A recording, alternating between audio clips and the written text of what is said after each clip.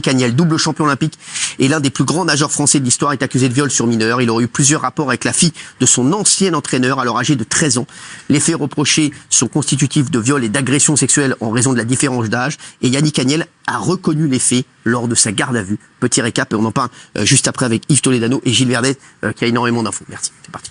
Merci Yves Toledano d'être avec nous, avocat. Merci beaucoup Yves. Bonsoir. Est-ce qu'on peut dire que c'est une des affaires les plus graves dans le milieu du sport? Là, c'est un truc de fou. En plus, aujourd'hui, on a entendu la déclaration de Yannick Caniel. C'est fou cette affaire. C'est une affaire qui est très spéciale parce qu'on parle beaucoup d'agressions sexuelles, de viols présumés. On en a parlé dans l'émission tout à l'heure. J'ai cité Harry Habitant, également PPDA, Jean-Luc Lahaye ou encore Nicolas Hulot. Mais là, c'est très particulier pour deux raisons.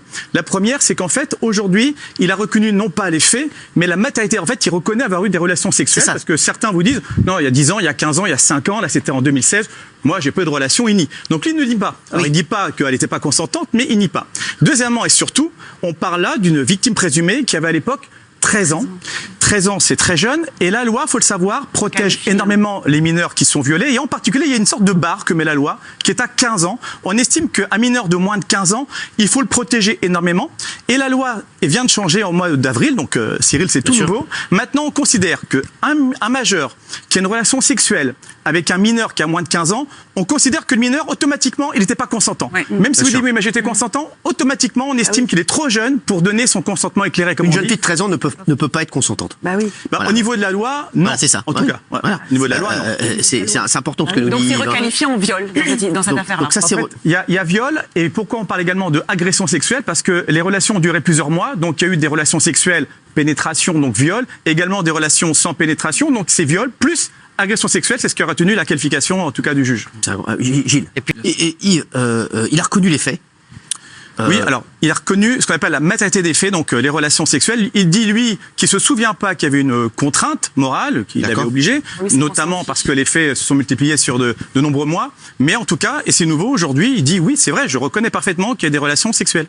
D'accord. Alors, justement, alors là, s'il a reconnu les faits, qu'est-ce qui va se passer pour lui? Parce que là, c'est vrai que les faits ne sont pas prescrits. La peine peut être très très lourde. Hein. Il a reconnu les faits, il fallait obligatoirement en prison, maître ou pas?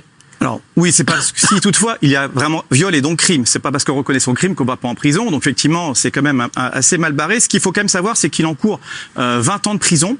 Il faut comprendre quelque chose, c'est que le viol, c'est 15 ans de prison. Mais il y a des conditions qui font qu'on a une peine supérieure parce qu'il y a des circonstances aggravantes. Il y en a 3. La première, c'est quand on a autorité sur la personne qu'on a violée, donc par exemple un enseignant sur son élève. La deuxième, c'est quand c'est un mineur de moins de 15 ans, donc c'est le cas de cette affaire. Et la troisième, je voudrais la dire ici, c'est important, c'est lorsque vous êtes marié, si votre conjoint ne veut pas de relation, il faut savoir que le viol entre conjoints existe. Donc ce n'est pas parce que c'est votre épouse, votre conjoint, parce que moi je fais des divorces depuis très longtemps, on me dit souvent, Maître Toledano, vous comprenez, moi elle n'a pas voulu, mais c'est ma femme, il faut qu'elle accepte. Si vous forcez votre conjoint, non seulement c'est un viol, mais c'est un viol puni encore plus sévèrement, parce que là aussi c'est 20 ans de prison. Donc il faut bien rappeler que le viol entre conjoints existe aussi, c'est malheureusement très courant. Merci Monsieur Toledano, merci Maître Toledano d'avoir été avec nous. Dans un instant, on va revenir sur la grande soirée Miss France, et Miss France sera avec nous, Miss France 2022. Je sais que vous êtes tous comme des fous, hein. Ouais, elle arrive. À tout de suite et merci encore Yves, merci.